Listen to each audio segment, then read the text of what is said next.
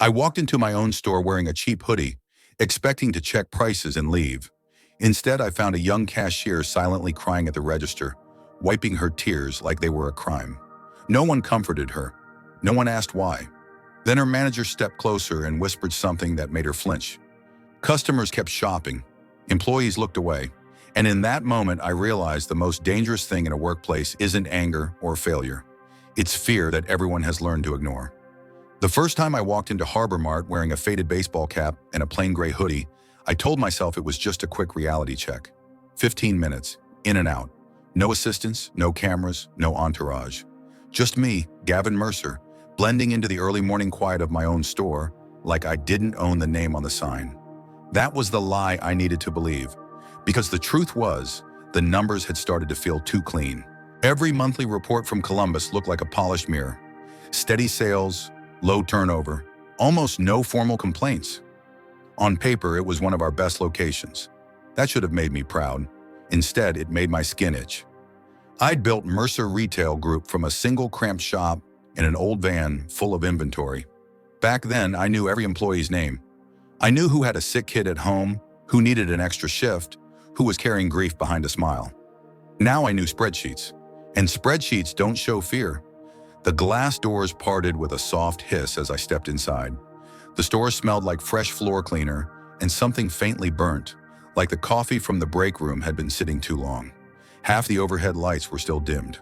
A few boxes waited near an aisle, stacked neatly like someone didn't want to be accused of leaving a mess.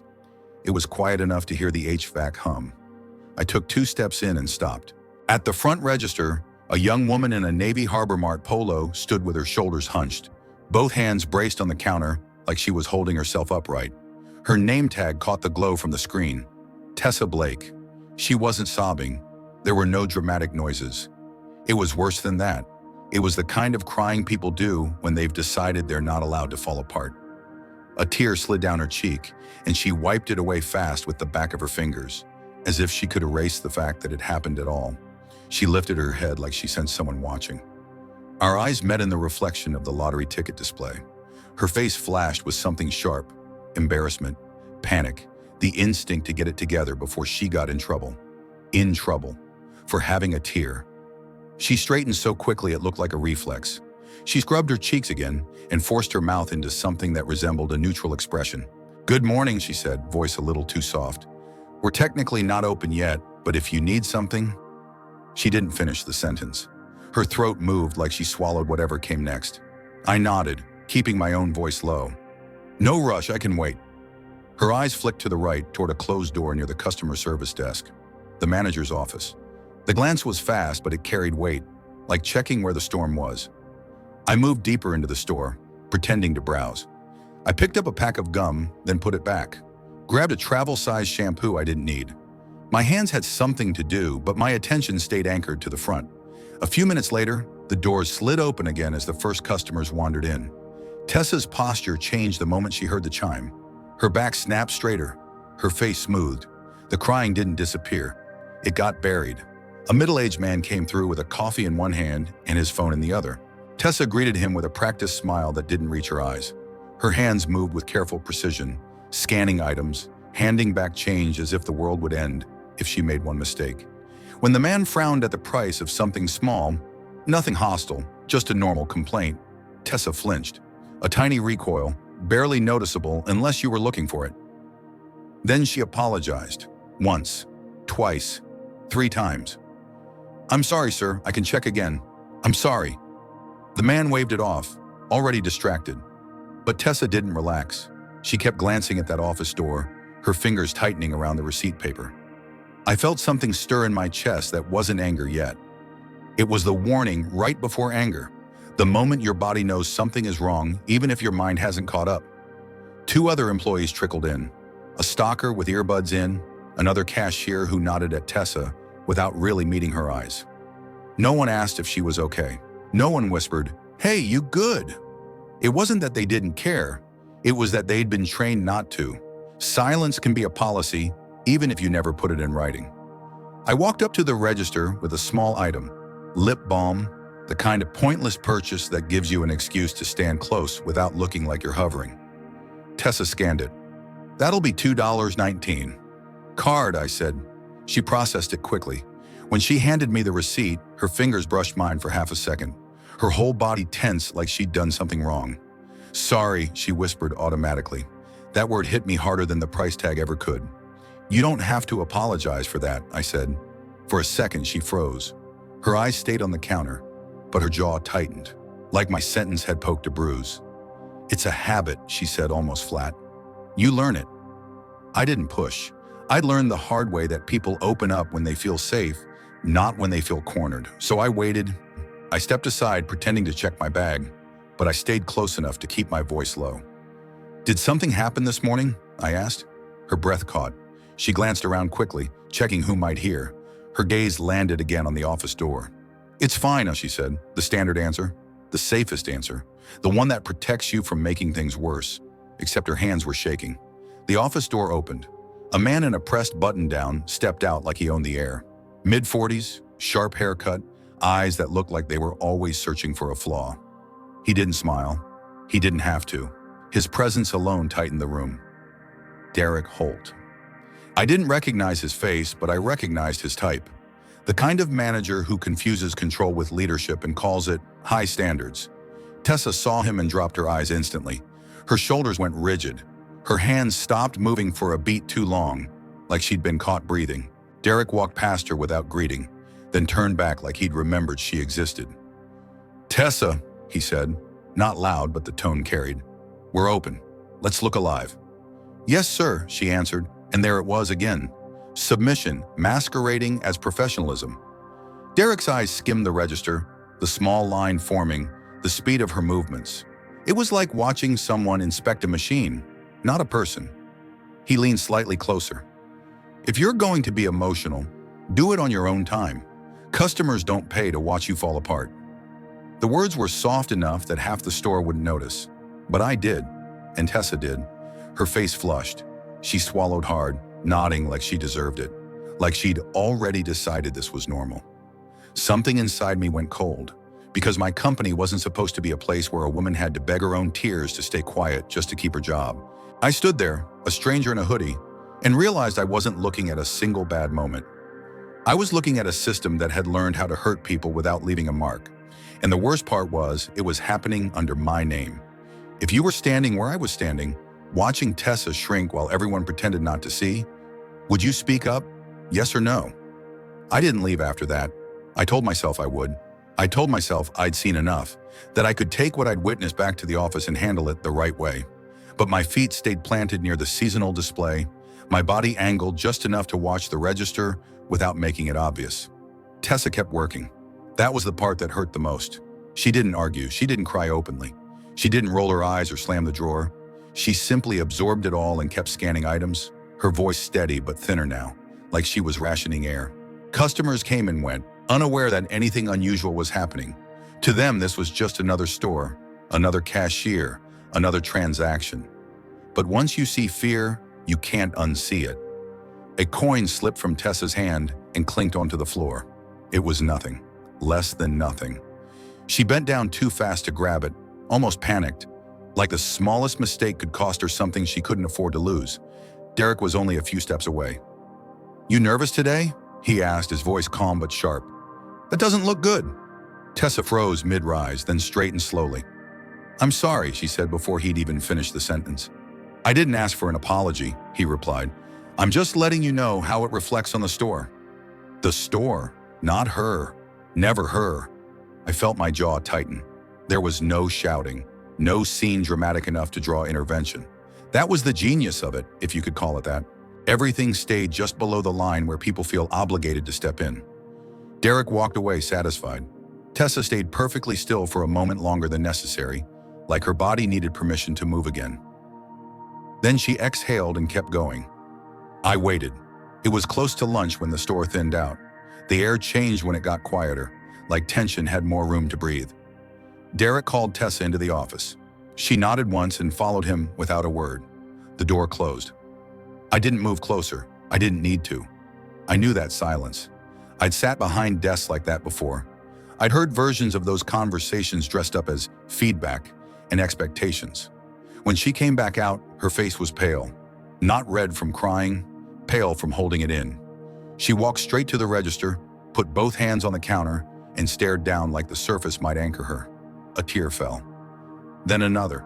She wiped them away quickly, but this time I was already walking toward her.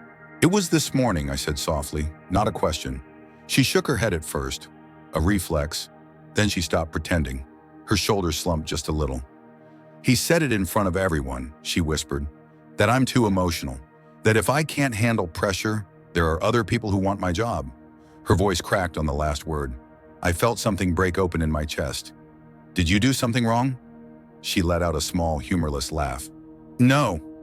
That single word said everything. "My mom had a medical emergency last night," she continued. "I didn't sleep. I still came in. I always come in." She swallowed. "He told me personal problems don't belong at work."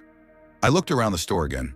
Clean aisles, perfect shelves, a place that ran smoothly because people like Tessa paid the price quietly. "You didn't deserve that," I said. She looked at me then, really looked, like she was trying to decide whether my words were safe.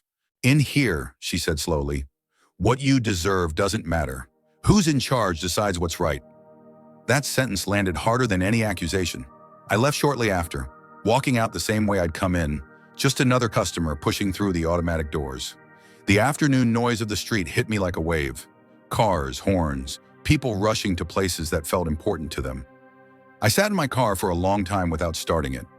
I thought about every meeting where I'd nodded along when someone said employees needed thicker skin, about how often I'd trusted numbers more than voices, about how easy it was to believe that if no one complained, nothing was wrong.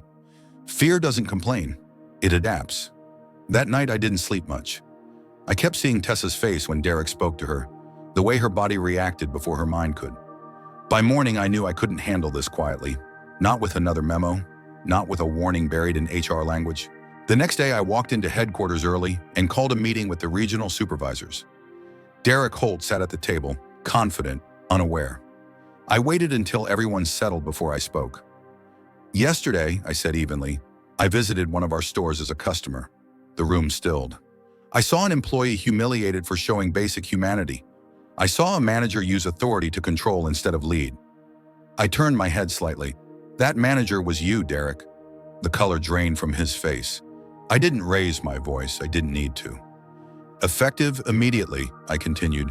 "You're being removed from your position, pending investigation." Silence swallowed the room.